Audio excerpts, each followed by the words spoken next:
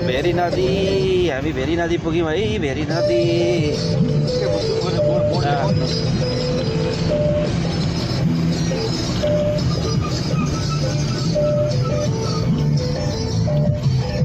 कर्णालीको सहायक नदी होइन त भेरी नदी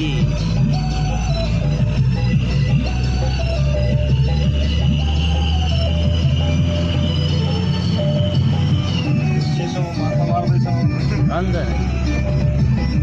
यहाँको माछा चाहिँ खानुपर्छ है राम्रो माछा पाउँछ भन्दाखेरि कसले हो त्यहाँ बसे ठाउँको होटलमा पनि पाउँछ होला यहीँ बसेर गएको थियो अँ त्यहाँ पनि त्यही लग्छु भन्नु हामी सुर्खेतको मेलकुना जाँदैछौँ मेलकुना पारिपट्टि हो यताबाट मेलकुना बजार जाने